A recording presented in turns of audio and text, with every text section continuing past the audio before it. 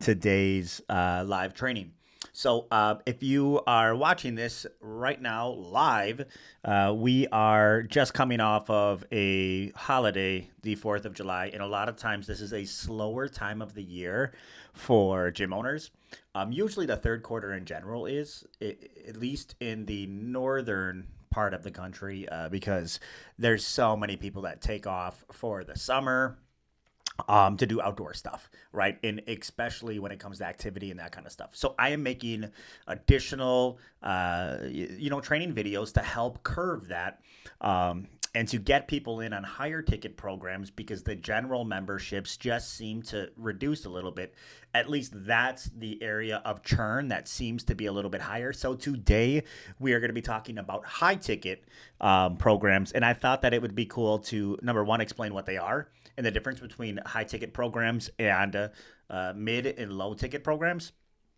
But then largely how to fulfill them, right? And I just want to preface by saying that there is no right or wrong answer, right? There is no right or wrong fitness membership, right? It really just depends on what part of the market you want to serve, what you want your business to look like, and how many members or clients you are comfortable fulfilling on given your space, your team, your lots of variables, but however many, customers you feel you are adequately able to fulfill on to reach your revenue or more importantly your profit goals, right? And so based on some of those answers, there probably is going to be an ideal membership ticket price that makes the most sense for your business, right? So, guys, let's break them down. Number one, low ticket, right? Guys, these are just your general open gym memberships. They're going to range from $10 a month, Planet Fitness, up to $99 a month, which is some of your higher end. Honestly, just more amenities and maybe better equipment and maybe a little bit more exclusive and private, but still come in, use our stuff. There's no higher level of support for the most part. There might be some bells and whistles with some of the higher level, low ticket, memberships. Like there might be like a, free in body scans, or there might be, jump into a session with a coach so they can assess whatever. But for the most part, this is a do-it-yourself type of program that some gyms have, right? And so you guys know if you have one of these gyms, the 24-hour open access type of gym, these are low ticket guys, right? $99 and below, right? Use your space.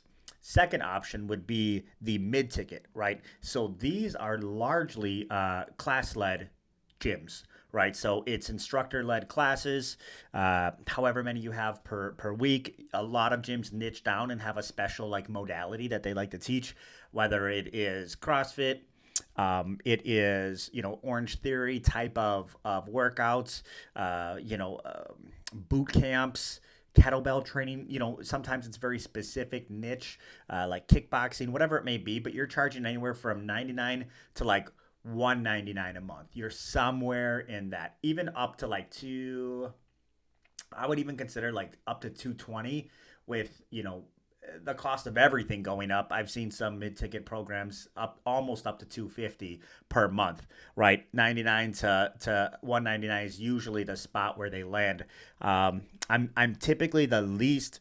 I am the this is my least favorite membership option if you're running one of these, because you're kind of in no man's land, right? There's you're not really targeting anybody, right? Because the two markets that and this is just my belief, working with gym owners and a lot of gyms over the past 4 or 5 years, is there's usually two markets that are not going anywhere, guys. And that's the people that want to spend the least amount on a fitness membership, and the people that want to invest in the best, right? And that's not just fitness, but I'm talking about any kind of service or product. These markets, they're always going to exist, right? And there's no strategic advantage of being the second cheapest in a marketplace or the second best, for that matter. And so I usually find myself gravitating towards high ticket stuff, right? Mid ticket, these are when people just show up and they're going to teach, or they're going to jump in a class. Sometimes the gym will include accountability, sometimes they'll include nutrition, but for the most part, people are coming in, they're getting a great workout, and the coach is like, hey, see you next week, and they come in and they do another great workout, right? And you can find yourself charging, in challenges, a lot of 6-week challenges, 21 days, even up to some 12-week challenges. They fall in this category when you look at just the average ticket price that people are paying per month. And I know that some 6-week challenges you could charge 600, and they're that would technically break down to being like what, 150 ish per week, yeah, somewhere around there. But that's not a long term agreement, right? This is a very short duration, and your retention after that 6 weeks is usually substantially less than it would be if you sell directly into 150 a week, right? So mid-ticket stuff, it would be instructor led for the most part. Maybe there's an open gym component to it, but it is largely people still show up, and they still are it's on them to hold themselves accountable to this program and to get results, right? Then we have high ticket. And so high ticket, I like to differentiate completely from the other two. When I think of a high ticket program, I think of a coaching program, right? So you have low ticket and mid ticket, which is like a fitness membership. And for a lot of people, this kind of goes into the like expense category in their mind, right? This is a monthly expense, and in exchange for it, I get access to this gym, right? A coaching program's a lot different, I think, right? And people have been investing in coaches in any kind of, it doesn't matter about fitness. Like, if you want the best of something, if you want to solve a problem, if you want to have a guide to take you through what could be a long journey, whatever it is, a coach has always been for hire, right? In any discipline, right? If you want to climb a mountain, you can hire a guide. If you want to learn a new language, you can hire a tutor or a private whoever. If you want to get better at a sport, you can hire a coach. There's always going to be that available, and I think it should be easily accessible for people looking to make a body transformation or a lifestyle change as well, right? And so what would that look like, and what should you charge for it? Well, that's what I consider to be high ticket. I just call it a transformation program because I like to give it some kind of a name. But this might include, open gym memberships if you have it. It might include, classes if you have it. But the main component of this is that coach, right? Is that person that is going to be with the client every step of their journey, right? Now, how you go about fulfilling this is based on what makes the most sense for your gym, what you enjoy doing, and what you think is scalable given your skill set and your team and your business model, right? And your which includes like, how many square feet you have and things like that will dictate the best way for you to fulfill on a transformation program. It doesn't mean that there is a best way and a worst way, or a right way and a wrong way. It literally just means what makes the most sense for you, right? So I usually break it up into 3 different tiers, right? Number 1, we have private coaching, so one-on-one fitness sessions, along with that private coach holding people accountable to their goals. So we sit down, we identify long-term goals, we break them down to short-term goals, we identify when we're going to be tracking or measuring the progress towards these goals, and then we literally give them every tool that they will need to be successful. So that means workouts. That means at the gym workouts, whether it's one-on-one or the coach says, hey, I want you to show up to these classes as well. That includes nutrition, right? Somebody can't just work out really hard and then hit the drive-thru on the way home, right? So what should they be doing? And again, there's no right or wrong answer between what you should be eating. It's usually going to be like, what is going to be the most effective and the most enjoyable for this particular client? Like, some of them are not going to track calories and macros. It's just not going to be something they're going to do, right? And some people are not going to eat, pre-written meal plans. They need the flexibility to kind of be able to wing stuff, right? So, but the coach is the one that is facilitating this and setting them up for success. What about homework? If somebody really wants to make this like a lifestyle change, shouldn't they be doing like something outside of the gym so it is incorporated in their life, right? A lot more than just, hey, show up to the gym once or twice a week, and that's the only time I ever think about being fit, right? So a coach facilitates all of this, and maybe they still give that one-on-one session to work on very specific things, but probably the majority of the workouts are done in a group environment, so that way it's profitable, right? Again, this high ticket is going to range anywhere from $299 a month to $599 a month, somewhere in there. It can go higher. Right, but that's going to be the average price, and that's going to depend on the way that you're fulfilling it and the frequency of which that person is working with that private coach, right? And so this could be a combination of once a week with a once a week with an in-person trainer, and then multiple times a week in the class. It could be only semi-private, so 1-on-4, 1-on-5, 1-on-6, something like that, and then the coach is holding that group accountable on an individual level too. I used to do this myself, where I would have like a group of 4, and then it would be a 60-minute time slot. I'd train them for 45 minutes, and then the last 15 minutes was dedicated to that one-on-one time for each one of them. I'd give them each 3 to 5 minutes. I would take their weight. I would take their body fat percentage. I would look at the goal I set from last week and see if they reached that set of goal for the next week. We'd talk about nutrition. And I would give them a really cool coaching experience at the end of their workout once a week. The other days of the week, I would just fulfill on 60-minute sessions, right? Or 45 minutes or 30 minutes, whatever makes the most sense for you, right?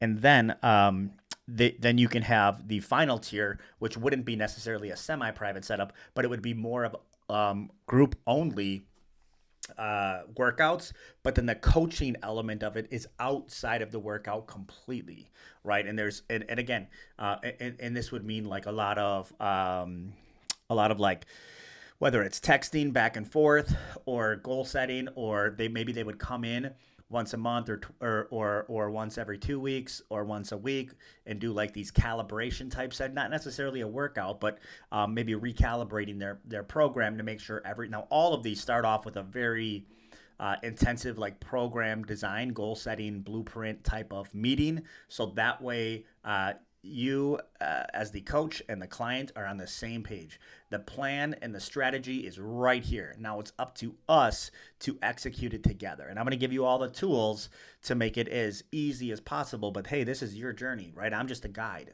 And so that's kind of the right kind of person with the right marketing, the right messaging is going to be like, oh man, that's exactly what I need. I really need somebody to help me, through this journey, because I honestly don't even know which way to go, right? And so you can totally fulfill that as a coach without meeting them in person for the coaching aspect. Now you'll probably see them in your classes or whatever it may be, but any one of these 3 methods will be really effective if you know what you're doing, right? And you have it set up and it's a very good client experience. There's not one way that's better than the other.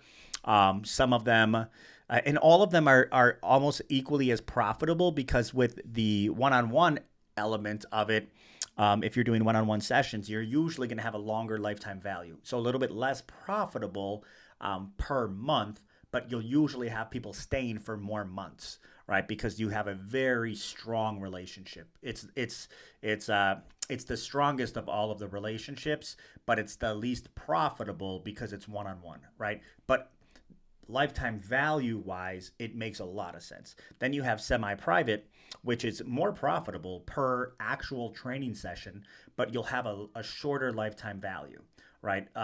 Which means that, a shorter membership length, and it would still be around the same lifetime value per customer because it's more money, but for less months, right? Because the relationship is still strong, but not quite as strong as a one-on-one session, right? Then you have the remote type of coaching outside of the workout relationship. It's the least strong of all of them, but it's usually like a trainer can handle up to 30 to 50, remote clients, and you don't have to pay them a ton. And so with this, it has the it has the ability to be very profitable, but it usually has the shortest duration of membership because it's the least of a relationship, right? It's much more like not in person coaching. So those are all trade offs. They all will usually have around the same lifetime value when you do the math. Okay, and so there's no right or wrong answer. I will say that it's probably easiest for most gyms to fulfill one-on-one stuff or semi-private stuff. The online stuff, and I don't call it online, but like I don't know the right way to call it, maybe remote coaching, I guess.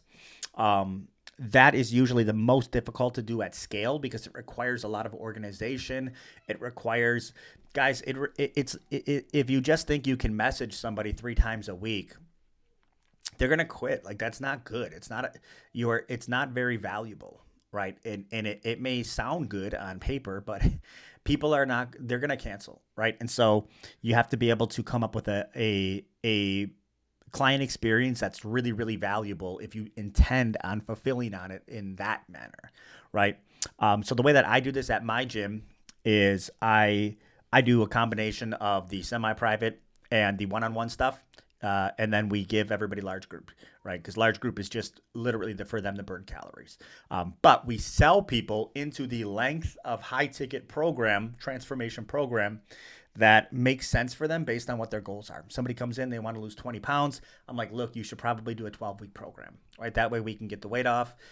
We can show you some cool stuff to maintain it. We'll go from there, right? If they want, now the sales a lot more thorough than that. But that's the idea. And then second, let's say they want to lose 40 pounds. Hey, we're looking at a 6-month membership, right? A 6-month transformation program. It's going to be $299 a month. I like to say $69 a week. More recently, we're at $99 a week. Right, and so it's $400 a month, but I say, hey, it's $99 a week.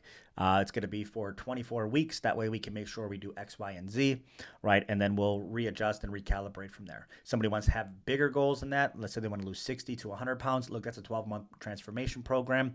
If they can't quite afford to get started on such a high-ticket thing, they're like, look, we'll break it down into 3 phases. Let's get your first phase out of the way. Let's call that a 16-week program, and that should help you lose the first 30 pounds. And then we will adjust and go from there, right? But it's always selling these high ticket programs and giving them all the tools possible to be able to be successful. Now which tools you choose to use as a gym owner, that really depends on what makes the most sense for you guys. So I help gym owners design their transformation program based on their business model and what kind of components they have, and take a look at it and be like, yeah, this is great. You could totally fulfill on this, and it would make a lot of sense. You can easily charge for this amount, and then we go right into how do we get leads looking for this? How do we sell? How do we scale this thing, right? So, anyways, hopefully you guys enjoyed this. I try to keep it short and sweet. But this is going to be the 3 tiers of fitness memberships. Usually, you will not be successful with the low ticket model unless you have a very strong brand reputation that people are like, dude, I'm gonna come to this gym just because this person owns it, or just because like this gym is known for this, or it was the original this, or this person trained here, or some kind of branding. Right. Obviously, the bigger the company is, the more branding, like Planet Fitness and that. But if you are just a mom and pop shop, or you're a local, fitness enthusiast, and you try to run a low ticket gym, you're going to find out it's hard as shit to be competitive. Right. The second one, the mid ticket, is just as hard, guys. It's kind of no man's land, and it's because it's becoming commoditized, right? Like the low ticket model wasn't commoditized for a very long time. Now it is, and whenever that happens, the players drive the price down as a form of competition. It's free market, and usually price dictates. Competition will eventually start hacking away at price, and that's happened to the low ticket. Now it's happening to mid ticket, where people can get classes for $99, included in their open gym membership, unlimited classes or however many classes they add per week at your Lifetime Fitness or your LA Fitness, right? And people are just like, yours are probably better, but you don't even have the opportunity to explain that to the consumer, right? Because they're just like, the price is cheaper here. They got more classes at more convenient times. I'm going to go here. And you're like, yeah, but that's not CrossFit, or that's not, you know what I mean? But you don't have the opportunity to state your case, right? Because price is determining where these people are going to and who they're speaking to, right? And so we have to stop playing that game, and it makes a lot more sense to play a game that no one else is playing, which is are you somebody that needs a coaching program? Have you tried these things in the past and they have not worked, right? Don't worry, it's not your fault, right? But we are here specifically for those kinds of people. We will be your guide, right? And so if you have that kind of messaging and your gym is able to fulfill on something like that, you may find that you don't need a lot of members to hit your profit goals. And it's a lot easier of a business to run because there's not a million people, right? So anyways, hopefully you guys enjoyed this. Welcome back to Getting After It. Let's make a third quarter push, guys. Usually it is a tough quarter. It does not have to be if you have the right strategy and the right execution. So hopefully you guys found some enjoyment of this, and I will be back with another episode of, making your gym great again. Tomorrow we'll be talking about some other stuff. So appreciate you guys, and I'll see you then. We're out of here.